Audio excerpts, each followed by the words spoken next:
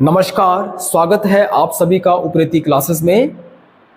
हम यहाँ पर बंगाल की खाड़ी में गिरने वाली जो प्रायद्वीपीय नदियाँ हैं उनको पढ़ रहे हैं। और पिछली क्लास में मैंने यहाँ पर आपको गोदावरी नदी तक तो मैंने कंप्लीट करवा दिया है। आज की इस क्लास में हम यहाँ पर कवर करने वाले हैं, जैसे आपने थंबनेल में तो देख लिया होगा कि आज हम कौन कौन सी रिवर्स को पढ़ने वाले हैं। तो एक बार हम देख लेते हैं इन नदियों को जिनको हम आज यहाँ पे कवर करने वाले हैं। तो सबसे पहले हम बात करेंगे कृष्णा की, इसके बाद पेन्नार, पलार, कावेरी, वैगई और ताम्रपानी।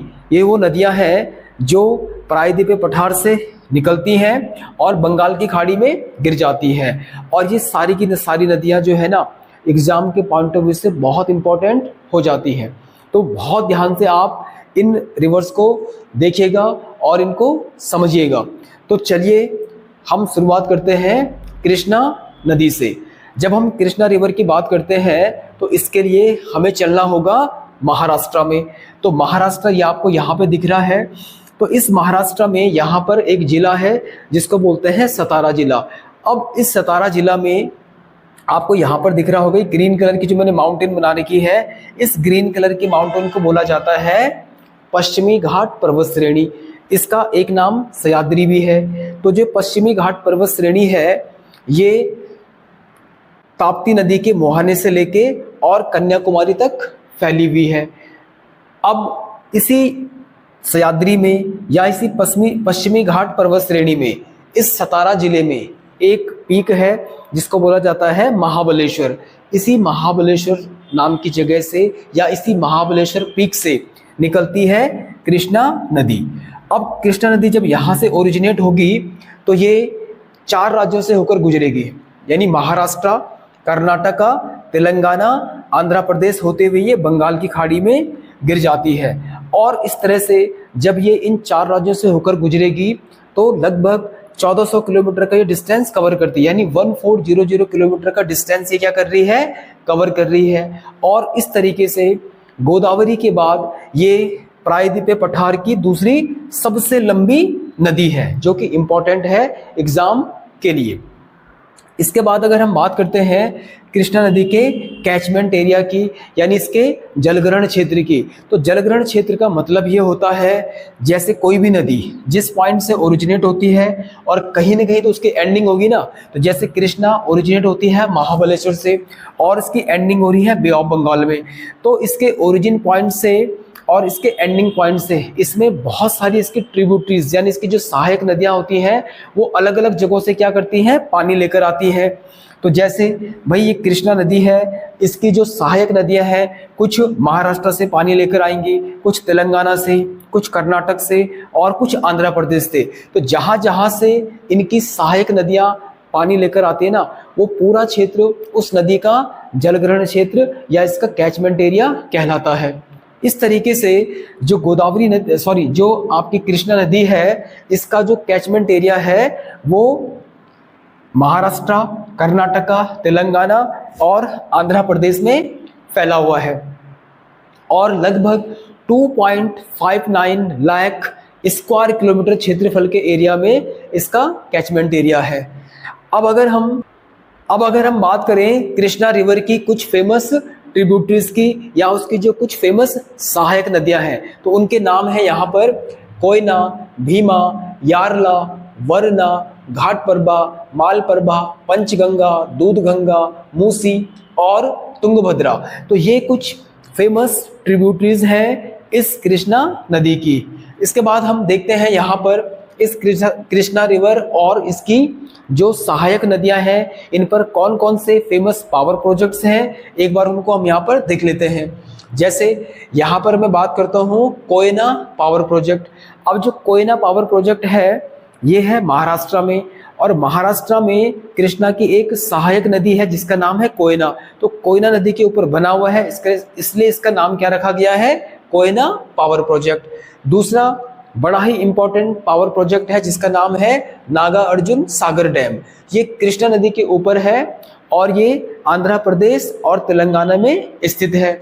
इसके बाद हम अगर अगले प्रोजेक्ट की बात करते हैं तो ये है आपका तुंगभद्रा पावर प्रोजेक्ट। तुंगभद्रा जो पावर प्रोजेक्ट है, ये तुंग और भद्रा ये दो नदियां हैं, इनका जहां पर संगम है वहां पर तुंगभद्रा डैम बनाया गया है और ये आंध्र प्रदेश और कर्नाटका में स्थित है। इसके बाद अगला जो पावर प्रोजेक्ट है इसका नाम है श्रीशैलम पावर प्रोजेक्ट और जो ये पावर प्रोजेक्ट है ये कृष्णा नदी पर है आंध्र प्रदेश में। इसके बाद अगर हम अगले पावर प्रोजेक्ट की बात करते हैं तो ये है अलमाटी डैम और अलमाटी डैम इम्पॉर्टेंट है, ये कर्नाटक में स्थित है इस कृष्णा नदी के ऊपर। इसके बाद अगर हम बात करते हैं कृष्णा नदी और उसकी जो कुछ फेमस ट्रिब्यूटरीज हैं उनके किनारे कुछ फेमस टाउन बसे हुए हैं। अब वो कौन कौन से टाउन हैं, कौन कौन से बड़े शहर हैं, आइए उनको देख लेते हैं। यहाँ पर जैसे यहाँ पर औरंगाबाद है, तो औरंगाबाद एक फेमस सिटी है, ये कोयना नदी के किनारे स्थित है महाराष्ट्र में। दूसरा यहाँ पर पंढेरपुर नामक एक फेमस टाउन है जो महाराष्ट्र में है और भीमा नदी के किनारे स्थित है। इसके बाद हैदराबाद, ये बड़ा ही फेमस शहर है और ये जो कि तेलंगाना की कैपिटल भी है, ये मूसी नदी के किनारे स्थित है। इसके बाद अगला जो यहाँ पर फेमस सिटी है जिसका नाम है विजयवाड़ा, तो विजयवाड़ा आंध्र प्रदेश में है और ये कृष्णा नदी के किनारे स्थित है। अब अगर हम बात करते हैं यहाँ पर कृष्णा गोदावरी लिंक प्रोजेक्ट, ये बहुत इंपॉर्टेंट है, यानी 2015 में आंध्र प्रदेश सरकार ने क्या किया था, गोदावरी को और कृष्णा नदी को आपस में लिंक कर दिया था। तो जो इन्होंने इस नदी को, इन दोनों नदियों को लिंक किया जिस नहर के द्वारा, उस नहर का नाम है पोलावरम कैनाल, जो इम्पोर्टेंट है एग्जाम के पॉइंट ऑफ व्यू से। आंध्र प्रदेश में एक जिला है गोदावरी जिला और इस गोदावरी जिले में एक जगह है पट्टीसीमा। इस पट्टीसीमा से एक नहर निकाली गई और उस नहर को लिंक किया गया विजयवाड़ा में, कृष्णा नदी से लिंक कर दिया गया और इस नहर के द्वारा गोदावरी नदी का लगभग 600 क्यूसेक पानी वो कृष्णा रिवर में छोड़ा जा रहा है। अब जिसकी वजह से जो आंध्र प्रदेश के कृष्णा जिले हैं और गुंटूर जिला है, तो यहाँ पर जो पानी की समस्या हो गई थी अब वो वहाँ पर उससे पूरी हो चुकी है। तो ये इम्पॉर्टेंट है एग्जाम के पॉइंट ऑफ व्यू से। इसके बाद अगर हम बात करते हैं कृष्णा नदी ये किस तरह का पैटर्न फॉलो करती है, यानी जितनी भी रिवर्स होती है ये जहाँ से ओरिजिनेट होती है और जहाँ इनकी एंडिंग होती है तो वहाँ तक ये किसी न किसी तरह का कोई पैटर्न फॉलो करती है। तो जैसे हमारी ये कृष्णा रिवर है, ये एक पैटर्न फॉलो करती है जिसको बोलते हैं डेंड्रियाटिक पैटर्न, यानी जिसको बोलते हैं वृक्षाकार पैटर्न। अब वृक्षाकार पैटर्न क्या होता है, इसको मैंने जो मेरे गंगा रिवर सिस्टम है ना उस वाली वीडियो में अच्छे से डिफाइन किया हुआ है, आप वहाँ पर इसको देख सकते हैं। तो इस तरह का पैटर्न जो होगा उसको बोला जाएगा वृक्षाकार पैटर्न। अब अगर यहाँ पर मैं आपसे पूछूं कि भाई कृष्णा वाटर डिस्प्यूट, क्योंकि ये क्वेश्चन भी एक बार एग्जाम में पूछा जा चुका है कि कृष्णा वाटर जो डिस्प्यूट है वो किन किन राज्यों के मध्य है, तो आंसर आपका हो जाएगा महाराष्ट्र, कर्नाटका और आंध्र प्रदेश के बीच में। इसके बाद यहाँ पर एक और इम्पोर्टेंट क्वेश्चन बन जाता है कि रायचूर का दोआब कहाँ पर स्थित है। अब सबसे पहले यहाँ पर जो दोआब की हम बात करते हैं, यानी दो नदियों के बीच का क्षेत्र। अब दोआब क्या होगा इसको मैंने अच्छे ढंग से डिफाइन किया है, जो मेरी इंडस रिवर सिस्टम वाली जो वीडियो है, जो मेरी पहली वीडियो है, तो वहाँ पर आप देख सकते हैं।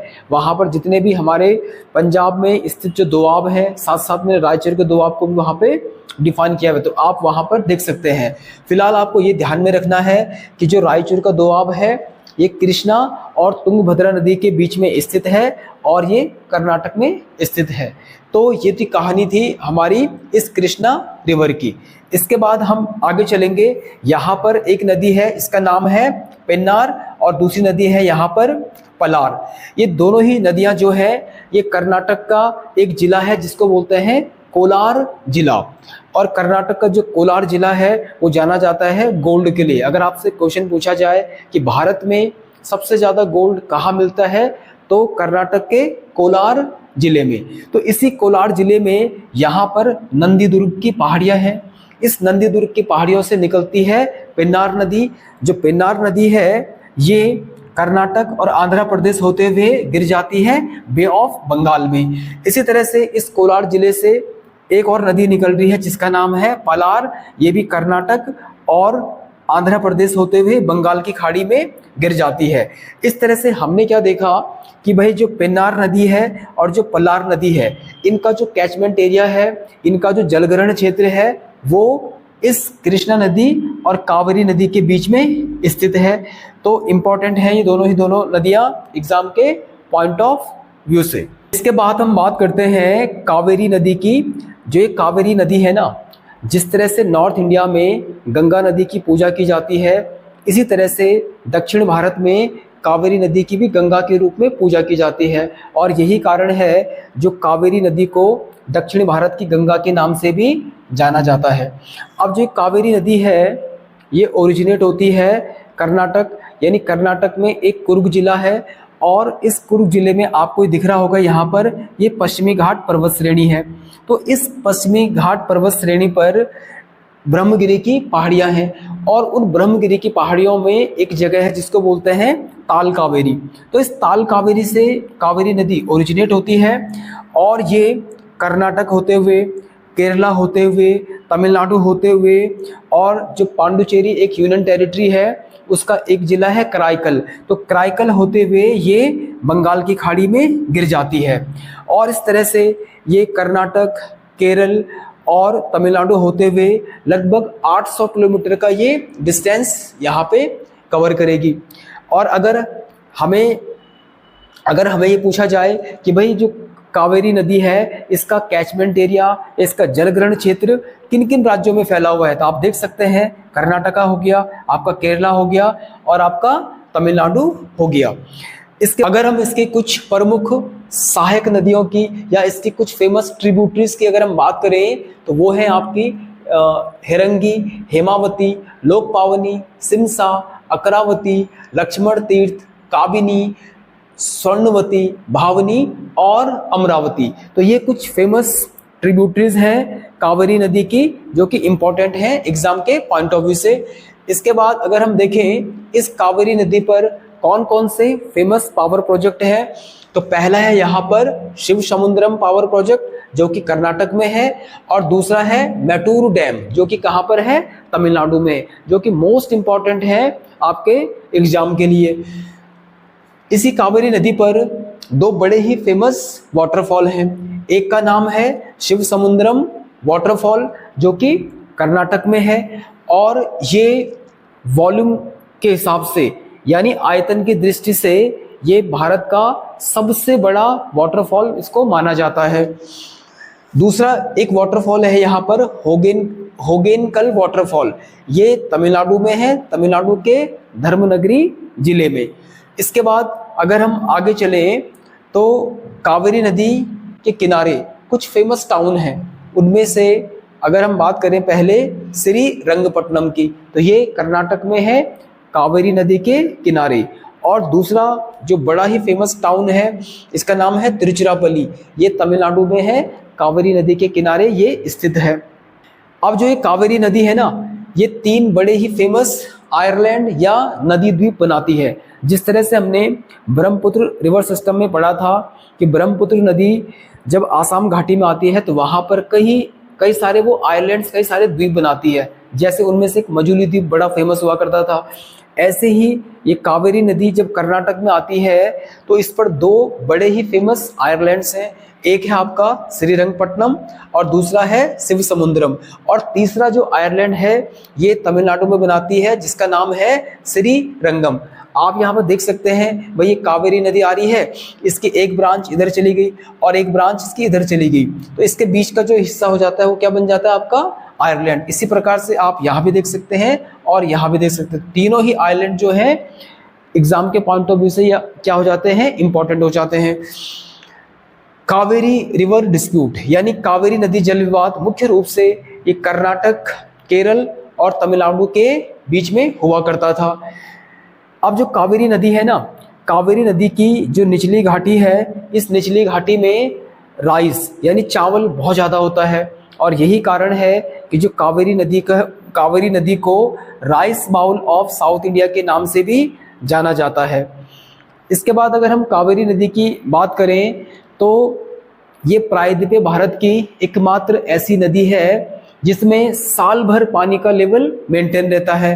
उसका कारण ये है क्योंकि वही प्रायद्वीपीय भारत की जो अधिकांश नदियां हैं ये बरसात के पानी पर निर्भर होती हैं, यानी जब बरसात होती है उस टाइम पे ये नदियाँ रिचार्ज हो जाती हैं, लेकिन जैसे ही बरसात खत्म होता है धीरे धीरे इनका पानी का लेवल क्या होता है, कम होने लग जाता है। इनमें से छोटी नदियाँ तो अक्सर सूख जाती हैं, लेकिन बड़ी नदियों का वाटर लेवल भी धीरे धीरे कम होता है। लेकिन एकमात्र कावेरी ऐसी नदी है जिसका वाटर लेवल साल भर मेंटेन रहता है। तो इसका मुख्य कारण ये है कि जो कावेरी नदी है ना, ये दो तरह से पानी रिसीव करती है बरसात का। कैसे भाई, एक तो जो कावेरी नदी ओरिजिनेट होती है कर्नाटक से होती है। तो कर्नाटक में जब साउथ वेस्ट मानसून आता है ना, भयंकर बारिश करता है, तो एक तो उस टाइम पे जो कावेरी की ऊपरी घाटी है वो साउथ वेस्ट मानसून के द्वारा रिचार्ज हो जाती है। इसके बाद साउथ वेस्ट मानसून ऊपर जाएगा और हिमालय से टकराता है और लगभग सितंबर अक्टूबर के आसपास अब वो मानसून वापस आता है। तो जब मानसून वापस आ रहा होता है तो वो बन जाता है नॉर्थ ईस्ट मानसून। अब जब ये नॉर्थ ईस्ट मानसून यहाँ से आएगा तो ये बंगाल की खाड़ी से क्या करता है, मॉइस्चर उठाता अपने साथ में। अब ये मॉइस्चर लेकर आएगा और इधर कोरोमंडल तट पर ये दिसंबर जनवरी की भयंकर बारिश करता है, जिसकी वजह से अक्सर कावेरी नदी पर वहां पर बाढ़ आ जाती है, क्योंकि कावेरी नदी कोरोमंडल तट से होकर जा रही होती है। इस तरीके से क्या होता है, जो कावेरी की जो निचली घाटी है ना, वो नॉर्थ ईस्ट मानसून के द्वारा रिचार्ज हो जाती है। तो यही वजह है कि प्रायद्वीपीय भारत की एकमात्र ऐसी नदी है जिसका वाटर का लेवल पूरे साल भर मेंटेन रहता है। तो इम्पॉर्टेंट है ये एग्जाम के पॉइंट ऑफ व्यू से। इसके बाद हम बात करते हैं वैगई रिवर की। अब जो ये वैगई नदी है ना, ये तमिलनाडु में एक जिला है जिसका नाम है मदुरई जिला। तो ये तमिलनाडु के मदुरई जिले से निकलती है और मदुरई जिले में स्थित है वर्षानद की पहाड़ियाँ। तो इन वर्षानद की पहाड़ियों से नदी निकलेगी और ये गिर जाती है पाक की खाड़ी यानी पाक बे में ये नदी गिर जाएगी। अब अगर हम यहाँ पर बे और स्ट्रेट की बात करें, थोड़ा इसको भी समझ लेते हैं कि बे क्या होता है और स्ट्रेट क्या होता है। यानी जब हम बे या खाड़ी की हम बात करते हैं तो यहाँ पर आप देख सकते हैं ये वाटर बॉडी है और इस वाटर बॉडी के तीन साइड से जमीन है, यानी यहाँ पे लैंड और बीच में क्या है, पानी है। तो ऐसी वाटर बॉडी जो तीन साइड से जमीन से घिरी होती है उसको बोला जाता है खाड़ी या बे कहा जाता है। तो आप देख सकते हैं ना यहाँ पर आपको दिख रहा होगा, यहाँ से भी लैंड, यहाँ से भी लैंड और यहाँ से उसको बोला जाता है पाक की खाड़ी या पाक बे।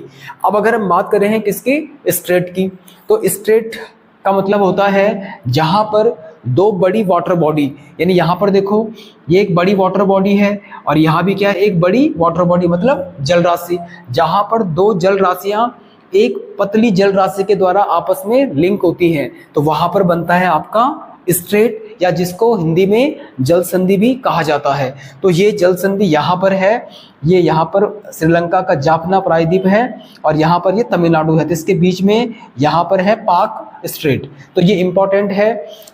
अगर इस वैगई किनारे हम देखें कुछ फेमस टाउन, तो तेनी, डिंडीगुल और मदुरई, ये तीनों टाउन जो है तमिलनाडु में स्थित हैं इसी वैगई नदी के किनारे। अब जो मदुरई है ना, इस मदुरई को मंदिरों का शहर भी कहा जाता है और यहाँ पर एक बहुत फेमस टेम्पल है जिसका नाम है मीनाक्षी टेम्पल। कई बार एग्जाम में ये पूछा जाता है कि मीनाक्षी टेम्पल कहाँ पर है, तो ये मदुरई में है। और इस मीनाक्षी टेम्पल को मीनाक्षी सुंदरेश्वर मंदिर के नाम से भी जाना जाता है। एक्चुअली जो मीनाक्षी है ये पार्वती माता का स्वरूप है और सुंदरेश्वर वहाँ पर शिवजी भगवान को कहा जाता है। इसके बाद हम बात करेंगे ताम्रपाणी नदी की। जो ये ताम्रपाणी नदी है ये तमिलनाडु का तिरुनेलवेली जिला है और इस तिरुनेलवेली जिले में यहाँ पर पश्चिमी घाट पर्वत श्रेणी है। तो इसी पश्चिमी घाट पर्वत श्रेणी की एक साइड ब्रांच है जिसको बोलते हैं अगस्त्यमलाई हिल। तो इस अगस्त्यमलाई हिल से निकलती है ताम्रपाणी नदी और ये जो नदी है ये गिर जाती है मन्नार की खाड़ी में। तो यहाँ पर है मन्नार की खाड़ी और इस तरह से ये मन्नार की खाड़ी में गिर जाएगी। और इस नदी पर एक बड़ा ही फेमस पावर प्रोजेक्ट है जिसका नाम है पापनासम पावर प्रोजेक्ट।